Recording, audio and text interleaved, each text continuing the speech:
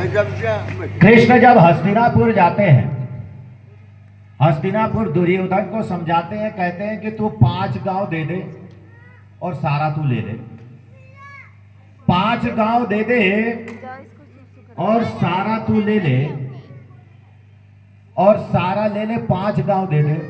जब ये कहा 5 गांव दे दे और सारा ले ले, तो दुर्योधन ने क्या कहा था? सुच्याम अग्रम न दैवम भूमि केशवः, मैं सुई की अग्र के बराबर भी भूमि नहीं दूंगा। तो कृष्ण ने कहा तब तो खत्म। जब जाने लगे तो भीष्म ने कहा कि उनको रोको, ये तो हमारे दूत है, दूत को ऐसे नहीं भेजना चाहिए। तो दुर्योधन ने रुका, तो कृष्ण ने कहा किसी के वहां पे 2 कारणों से ही भोजन करना चाहिए, या तो उसकी अवस्था गिर गई हो, या उसकी अवस्था गिर गया है, पहला। और दूसरा कारण क्या है पता है? दूसरा कारण, या तो उसकी अवस्था गिर गई, या तो वो उस लायक ना हो कि वो किसी के वहां पर भी भोजन करे, और या तो वो ऐसा हो, लेकिन अगर तेरा, या तो उसके अंदर में प्रेम हो। एक तो उसकी अवस्था गिर जाए, दूसरा उसके अंदर में प्रेम हो, भोजन कराने वाले का मन प्रसन्न हो, तब तो उसके वहां पे भोजन करना चाहिए। और दूसरा, या तो उसकी अवस्था गिर जाती हो, पहला तेरे में नहीं है और दूसरा मेरे में नहीं है। प्रेम का प्रस्ताव लेकर आया, तूने ठुकरा दिया, मैं तेरे वहां भोजन नहीं कर सकता हूं। और दूसरा, मेरी अवस्था गिर नहीं गई है कि मैं तेरे वहां भोजन करूं। जब वो जाने लगे हैं तो सायंकाल होता है, तो वहां सायंकाल में, शाम को जब वहां पर सायंकाल होता है, तो उधर वहां पर वो क्या करते हैं?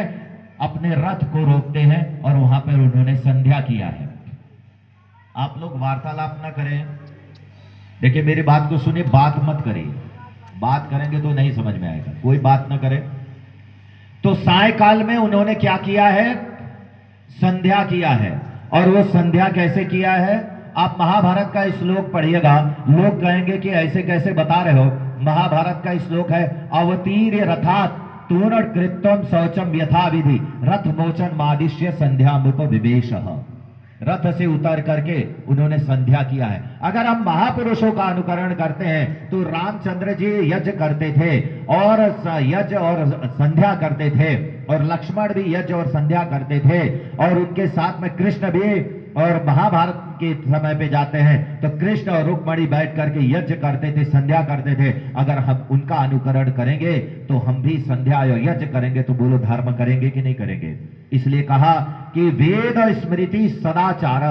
अगर वेद को नहीं समझ पा रहा है कोई, अगर स्मृति को कोई नहीं समझ पा रहा है, तो सदाचार का पालन करेगा तो वो धर्म करेगा, सज्जनों के द्वारा आचरण करेगा।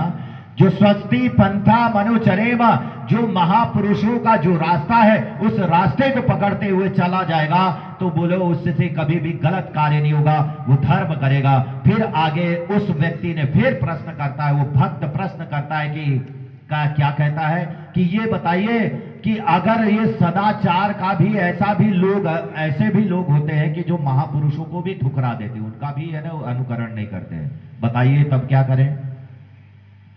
तो आपको पता है महापुरुषों को ठुकराने वाले बहुत से लोग हुए, उनमें से मैं आपको बता देता हूं। एक तो पहला नाम था गांधी जी। गांधी जी ने राम को माना ही नहीं था।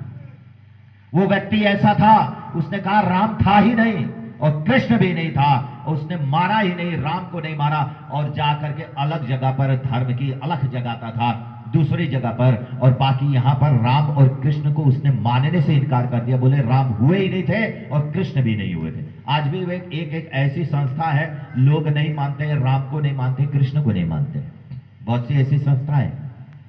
तो गांधी जी ने